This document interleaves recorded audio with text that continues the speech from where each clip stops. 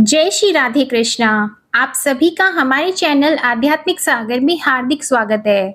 भागवत कथा में आज आप सुनेंगे उत्तम का मारा जाना, ध्रुव का यक्षों के साथ युद्ध, स्वयंभू मनु का ध्रुव जी को युद्ध बंद करने के लिए समझाना और ध्रुव जी को कुबेर का वरदान और विष्णु लोक की प्राप्ति का वर्णन। श्री मैत्रेय जी कहते हैं, विदुर जी, ध्रुव ने प्रजापति शिशु कुमार की पुत्री भ्रमी के साथ विवाह किया।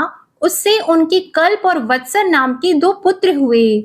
महाबली ध्रुव की दूसरी स्त्री वायुपुत्री इला थी। उससे उनके उत्कल नाम के एक पुत्र और एक कन्या रत्न का जन्म हुआ। उत्तम का अभी विवाह नहीं हुआ था कि एक दिन शिकार खेलते समय उसे हिमालय पर्वत पर एक बलवान यक्ष ने मार डाला। उसके साथ उसकी माता भी परलोक को सिधार गई। ध्रुव ने जब भाई के मारे जाने का समाचार सुना तो वे क्रोध, शोक और उद्वेग से भरकर एक विजयप्रद रथ पर सवार होकर यक्षों के देश में जा पहुंचे। उन्होंने उत्तर दिशा में जाकर हिमालय की घाटी में यक्षों से भरी हुई अलकापुरी देखी। उसमें अनेकों भूत, प्रेत, पिशाच आदि रुद्र अनुचर रहते थे। विदुर जी, वहां पहुंचकर महाबाहु ध्रुव ने अपना शंख बजाया और संपूर्ण आकाश और दिशाओं को गुंजा दिया। उस शंख ध्वनि से यक्ष पत्नियां बहुत ही डर गईं। उनकी आंखें भय से कातर हो उठीं। वीरवर विदुर जी, महाबलवान यक्ष वीरों को वह शंखनाद सहन नहीं हुआ, इसलिए वे तरह तरह के अस्त्र शस्त्र लेकर नगर के बाहर निकल आए और ध्रुव पर टूट पड़े। महारथी ध्रुव प्रचंड धनुर्धर थे। उन्होंने एक ही साथ उनमें से प्रत्येक को 3-3 बाण मारे। उन सभी ने जब अपने अपने मस्तकों में 3-3 बाण लगे देखे, तब उन्हें यह विश्वास हो गया कि हमारी हार अवश्य होगी। वे ध्रुव जी के इस अद्भुत पराक्रम की प्रशंसा करने लगे। फिर जैसे सर्प किसी के पैरों का आघात नहीं सहते, उसी प्रकार ध्रुव के इस पराक्रम को न सहकर उन्होंने भी उनके बाणों के जवाब में एक ही साथ उनसे दूने 6-6 बाण छोड़े। यक्षों की संख्या 13 अयुत थी। उन्होंने ध्रुव जी का बदला लेने के लिए अत्यंत कुपित होकर रथ और सारथी के सहित उन पर परिग, खड़ग, त्रिशूल, दृष्टि, भुशुंडी और चित्र विचित्र पंखदार बाणों की वर्षा की। इस भीषण शस्त्र वर्षा से ध्रुव जी बिल्कुल ढक गए। तब लोगों को उनका दिखना वैसे ही बंद हो गया जैसे भारी वर्षा से पर्वत का। उस समय जो सिद्धगण आकाश में स्थित होकर यह दृश्य देख रहे थे, वे सब हाय हाय करके कहने लगे, आज यक्ष सेना रूप समुद्र में डूबकर यह मानव सूर्य अस्त हो गया। यक्ष लोग अपनी विजय की घोषणा करते हुए युद्ध क्षेत्र में सिंह की तरह गरजने लगे।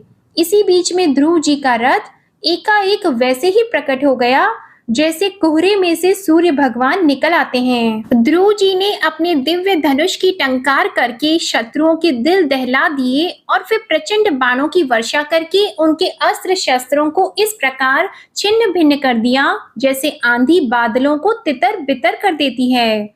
उनके धनुष से छूटे हुए तीखे तीर यक्ष राक्षसों के कवचों को भेद कर इस प्रकार उनके शरीरों में घुस गए जैसे इंद्र के छोड़े हुए वज्र पर्वतों में प्रवेश कर गए थे। विदुर जी, महाराज ध्रुव के बाणों से कटे हुए यक्षों के सुंदर कुंडल मंडित मस्तकों से, सुनहरी ताल वृक्ष के समान जांघों से, वलय विभूषित बाहुओं से, हार, भुजबंद, मुकुट और बहुमूल्य पगड़ियों से पटी हुई वह वीरों के मन को लुभाने वाली समर भूमि बड़ी शोभा पा रही थी। जो यक्ष किसी प्रकार जीवित बचे, वे क्षत्रिय प्रवर ध्रुव जी के बाणों से प्रायः अंग अंग छिन्न भिन्न हो जाने के कारण युद्ध क्रीड़ा में सिंह से परास्त हुए गजराज के समान मैदान छोड़कर भाग गए।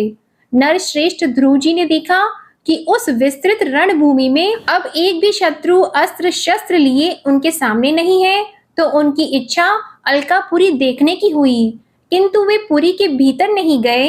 ये मायावी क्या करना चाहते हैं, इस बात का मनुष्य को पता नहीं लग सकता। सारथी से इस प्रकार कहकर वे उस विचित्र रथ में बैठे रहे तथा शत्रु के नवीन आक्रमण की आशंका से सावधान हो गए। इतने में ही उन्हें समुद्र की गर्जना के समान आंधी का भीषण शब्द सुनाई दिया तथा दिशाओं में उठती हुई धूल भी दिखाई दी। एक क्षण में ही सारा आकाश मेघमाला से घिर गया। सब ओर भयंकर गड़गड़ाहट के साथ बिजली चमकने लगी। हे निष्पाप विदुर जी, उन बादलों से खून, कफ, पीप एवं चर्बी की वर्षा होने लगी और ध्रुव जी के आगे आकाश से बहुत से धड़ गिरने लगे। फिर आकाश में एक पर्वत दिखाई दिया और सभी दिशाओं में पत्थरों की वर्षा के साथ गदा, परिघ, तलवार और मूसल गिरने लगे। उन्होंने देखा कि बहुत से सांप वज्र की तरह फुफकार मारते रोषपूर्ण नेत्रों से आग की चिंगारियां उगलते आ रहे हैं। झुंड के झुंड मतवाले हाथी, सिंह और बाघ भी दौड़े चले आ रहे हैं। प्रलय काल के समान भयंकर समुद्र अपनी उत्ताल तरंगों से पृथ्वी को सब ओर से डुबाता हुआ बड़ी भीषण गर्जना के साथ उनकी ओर बढ़ रहा है। क्रूर स्वभाव असुरों ने अपनी आसुरी माया से ऐसे ही बहुत से कौतुक दिखाए जिनसे कायरों के मन कांप सकते थे। ध्रुव जी पर असुरों ने अपनी दुस्तर माया फैलाई है, यह सुनकर वहां कुछ मुनियों ने आकर उनके लिए मंगल कामना की। मुनियों ने कहा, उत्तान पाद नंदन ध्रुव, शरणागत भय भंजन शांक पाणी भगवान नारायण तुम्हारे शत्रुओं का संहार करें।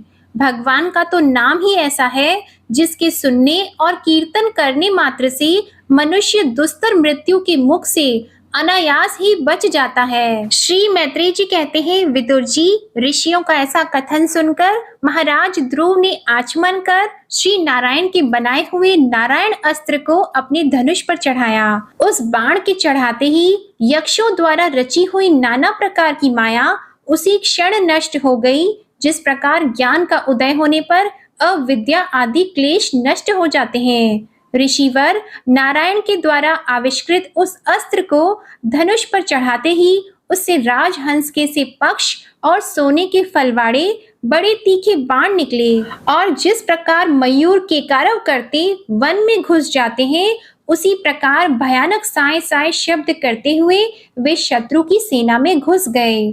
उन तीखी धार वाले बाणों ने शत्रुओं को बेचैन कर दिया। तब उस रंग आंगन में अनेकों यक्षों ने अत्यंत कुपित होकर अपने अस्त्र शस्त्र संभाले और जिस प्रकार गरुड़ के छेड़ने से बड़े बड़े सांप फन उठाकर उनकी ओर दौड़ते हैं, उसी प्रकार वे इधर उधर से ध्रुव जी पर टूट पड़े। उन्हें सामने आते देखकर ध्रुव जी ने अपने बाणों के द्वारा उनकी भुजाएं, जांघें, कंधे और उदर आदि अंग प्रत्यंगों को छिन्न भिन्न करके उन्हें उस सर्वश्रेष्ठ लोक में भेज दिया, जिसमें ऊर्ध्वरेता मुनिगण सूर्य मंडल का भेदन करके जाते हैं। तब उनके पितामह स्वयंभू मनु ने देखा कि विचित्र रथ पर चढ़े हुए ध्रुव अनेकों निरपराध यक्षों को मार रहे हैं, तो उन्हें उन पर बहुत दया आई। वे बहुत से ऋषियों को साथ लेकर वहां आए और अपने पौत्र ध्रुव को समझाने लगे। मनु जी ने कहा, बेटा बस बस, अधिक क्रोध करना ठीक नहीं। यह पापी नरक का द्वार है, इसी के वशीभूत होकर तुमने इन निरपराध यक्षों का वध किया है। तात, तुम जो निर्दोष यक्षों के संहार पर उतर रहे हो, यह हमारे कुल के योग्य कर्म नहीं है। साधु पुरुष इसकी बड़ी निंदा करते हैं। बेटा, तुम्हारे अपने भाई पर बड़ा अनुराग था, यह तो ठीक है, परंतु देखो, उसके वध से संतप्त होकर तुमने एक यक्ष के अपराध करने पर प्रसंगवश कितनों की हत्या कर डाली। इस जड़ शरीर को ही आत्मा मानकर इसके लिए पशुओं की भांति प्राणियों की हिंसा करना, यह भगवत सेवी साधुजनों का मार्ग नहीं है। प्रभु की आराधना करना बड़ा कठिन है, परंतु तुमने तो लड़कपन में ही संपूर्ण भूतों के आश्रय स्थान श्री हरि की सर्वभूतात्म भाव से आराधना करके उनका परम पद प्राप्त कर लिया है। तुम्हें तो प्रभु भी अपना प्रिय भक्त समझते हैं तथा भक्त जन भी तुम्हारा आदर करते हैं। तुम साधु जनों के पथ प्रदर्शक हो, फिर भी तुमने ऐसा निंदनीय कर्म कैसे किया? सर्वात्मा श्री हरि तो अपने से बड़े पुरुषों के प्रति सहनशीलता, छोटों के प्रति दया, बराबर वालों के साथ मित्रता और समस्त जीवों के साथ समता का बर्ताव करने से ही प्रसन्न होते हैं।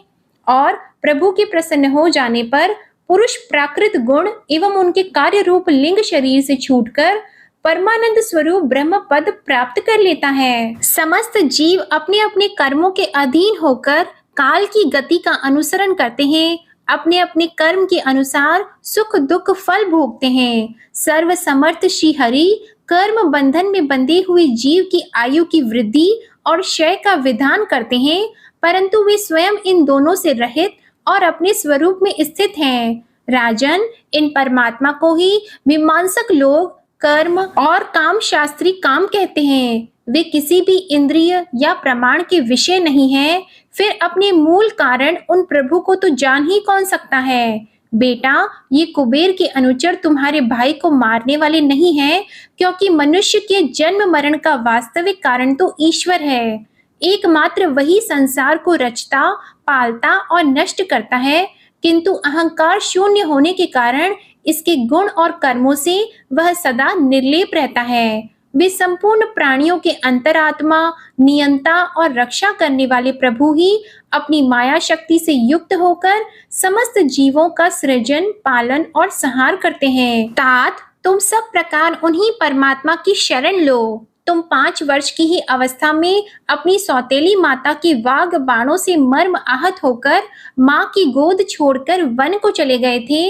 वहां तपस्या के द्वारा जिन ऋषिकेश भगवान की आराधना करके तुमने त्रिलोकी से ऊपर ध्रुव पद प्राप्त किया है, और जो तुम्हारे वैर भावहीन सरल हृदय में वात्सल्यवश विशेष रूप से विराजमान हुए थे, उन निर्गुण अद्वितीय अविनाशी और नित्य मुक्त परमात्मा को आध्यात्म दृष्टि से अपने अंतःकरण में ढूंढो। ऐसा करने से सर्वशक्ति संपन्न सर्व अंतर्यामी भगवान अनंत में तुम्हारी सुदृढ़ भक्ति होगी, और उसके प्रभाव से तुम मैं और मेरेपन के रूप में दृढ़ हुई अविद्या की गांठ को काट डालोगे। हे राजन, जिस प्रकार औषधि से रोग शांत किया जा सकता है, उसी प्रकार मैंने तुम्हें जो कुछ उपदेश दिया है उस पर विचार करके अपने क्रोध को शांत करो। भगवान तुम्हारा मंगल करे। तुमने जो यह समझकर कि ये मेरे भाई के मारने वाले हैं, इतने यक्षों का संहार किया है, इससे तुम्हारे द्वारा भगवान शंकर के सखा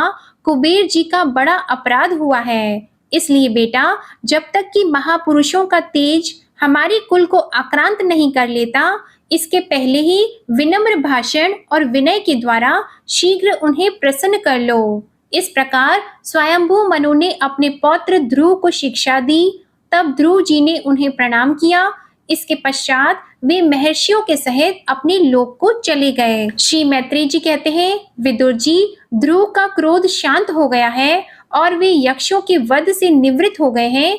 यह जानकर भगवान कुबेर वहां आए। उस समय यक्ष, चारण और किन्नर लोग उनकी स्तुति कर रहे थे। उन्हें देखते ही ध्रुव जी हाथ जोड़कर खड़े हो गए। तब कुबेर ने कहा, शुद्ध हृदय क्षत्रिय कुमार, तुमने अपने दादा के उपदेश से ऐसा दुस्तज्य वैर त्याग दिया, इससे मैं तुम पर बहुत प्रसन्न हूँ। वास्तव में न तुमने यक्षों को मारा है और न यक्षों ने तुम्हारे भाई को। समस्त जीवों की उत्पत्ति और विनाश का कारण तो एकमात्र काल ही है। ध्रुव, अब तुम जाओ, भगवान तुम्हारा मंगल करें। तुम संसार पाश से मुक्त होने के लिए सब जीवों में सम दृष्टि रखकर सर्वभूतात्मा भगवान श्री हरि का भजन करो। उनके चरण कमल ही सबके लिए भजन करने योग्य है। प्रियवर, हमने सुना है तुम सर्वदा भगवान कमल नाभ के चरण कमलों के समीप रहने वाले हो, इसलिए तुम अवश्य ही वर पाने योग्य हो। ध्रुव, तुम्हें जिस वर की इच्छा हो मुझसे निसंकोच एवं निशंक होकर मांग लो। श्री मैत्रेय जी कहते हैं, विदुर जी, यक्षराज कुबेर ने जब इस प्रकार वर मांगने के लिए आग्रह किया, तब महाभागवत महामति ध्रुव जी ने उनसे यही मांगा कि मुझे श्री हरि की अखंड स्मृति बनी रहे, जिससे मनुष्य सहज ही दुस्तर संसार सागर को पार कर जाता है। इडविडा के पुत्र कुबेर जी ने बड़े प्रसन्न मन से उन्हें भगवत स्मृति प्रदान की। फिर उनके देखते ही देखते वे अंतर ध्यान हो गए। इसके बाद ध्रुव जी भी अपनी राजधानी को लौट आए। वहां रहते हुए उन्होंने बड़ी बड़ी दक्षिणा वाले यज्ञों से भगवान यज्ञ पुरुष की आराधना की और श्री अच्युत में प्रबल वेग युक्त भक्ति भाव रखते हुए ध्रुव जी अपने में और समस्त प्राणियों में सर्वव्यापक श्री हरि को ही विराजमान देखने लगे। ध्रुव जी बड़े ही शील संपन्न, ब्राह्मण भक्त, दीन वत्सल और धर्म मर्यादा के रक्षक थे। उनकी प्रजा उन्हें साक्षात पिता के समान मानती थी। इस प्रकार तरह तरह के ऐश्वर्य भोग से, पुण्य का और भोगों के त्याग पूर्वक यज्ञ आदि कर्मों के अनुष्ठान से पाप का क्षय करते हुए उन्होंने 36,000 वर्ष तक पृथ्वी पर शासन किया। जितेंद्रिय महात्मा ध्रुव ने इसी तरह अर्थ, धर्म और काम के संपादन में बहुत से वर्ष बिताकर अपने पुत्र उत्कल को राज सिंहासन सौंप दिया और वे बद्रिकाश्रम को चले गए। वहां उन्होंने पवित्र जल में स्नान कर इंद्रियों को शांत किया, फिर स्थिर आसन से बैठकर प्राणायाम के द्वारा वायु को वश में किया, फिर मन के द्वारा इंद्रियों को बाह्य विषयों से हटाकर मन को भगवान के स्थूल विराट स्वरूप में स्थिर कर दिया। उसी विराट स्वरूप का चिंतन करते करते वे अंत में ध्याता और ध्येय के भेद से शून्य निर्विकल्प समाधि में लीन हो गए और उस अवस्था में विराट रूप का भी परित्याग कर दिया। इस प्रकार भगवान श्री हरि के प्रति निरंतर भक्ति भाव का प्रवाह चलते रहने से उनके नेत्रों में बार बार आनंद अश्रुओं की बाढ़ सी आ जाती थी। इससे उनका हृदय द्रवीभूत हो गया और शरीर में रोमांच हो गया। फिर देह अभिमान गलित हो जाने से उन्हें मैं ध्रुव हूँ इसकी स्मृति भी नहीं रही। इसी समय ध्रुव जी ने आकाश से एक बड़ा ही सुंदर विमान उतरते देखा। उस विमान में 2 श्रेष्ठ पार्षद गदाओं का सहारा लिए खड़े थे। उन्हें पुण्य श्लोक श्री हरि के सेवक जानकर ध्रुव जी हड़बड़ाहट में पूजा आदि का क्रम भूलकर सहसा खड़े हो गए और ये भगवान के पार्षदों में प्रधान हैं ऐसा समझकर उन्होंने श्री मधुसूदन के नामों का कीर्तन करते हुए उन्हें हाथ जोड़कर प्रणाम किया। ध्रुव जी का मन भगवान के चरण कमलों में तल्लीन हो गया और वे हाथ जोड़कर बड़ी नम्रता से सिर नीचा किए खड़े रह गए। तब श्री हरि के प्रिय पार्षद सुनंद और नंद ने उनके पास जाकर मुस्कुराते हुए कहा, राजन, आपका कल्याण हो। आप सावधान होकर हमारी बात सुनिए। आपने 5 वर्ष की अवस्था में ही तपस्या करके सर्वेश्वर भगवान को प्रसन्न कर लिया था। हम उन्हीं शांकपाणी भगवान विष्णु के सेवक हैं और आपको भगवान के धाम में ले जाने के लिए यहाँ आए हैं। आपने अपनी भक्ति के प्रभाव से विष्णु लोक का अधिकार प्राप्त किया है जो औरों के लिए बड़ा दुर्लभ है। श्री मैत्री जी कहते हैं, भगवान के प्रमुख पार्षदों के ये अमृतमय वचन सुनकर परम भागवत ध्रुव जी ने स्नान किया, फिर संध्या वंदना आदि नित्य कर्म से निवृत्त होकर मांगलिक अलंकार आदि धारण किए। बद्रिकाश्रम में रहने वाले मुनियों को प्रणाम करके उनका आशीर्वाद लिया। इसके बाद उस श्रेष्ठ विमान की पूजा और प्रदक्षिणा की और पार्षदों को प्रणाम कर सुवर्ण के समान कांतिमान दिव्य रूप धारण कर उस पर चढ़ने को तैयार हुए। इतने में ही ध्रुव जी ने देखा कि काल मूर्तिमान होकर उनके सामने खड़ा है।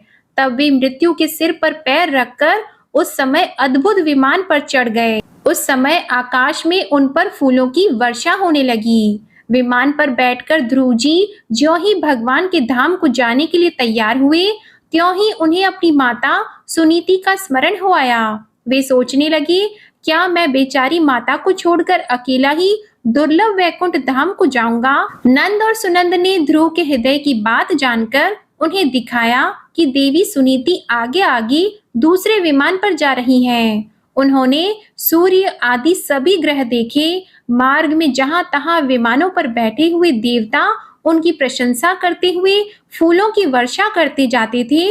उस दिव्य विमान पर बैठकर ध्रुव जी त्रिलोकी को पार कर सप्त ऋषि मंडल से भी ऊपर भगवान विष्णु के नित्य धाम में पहुंचे।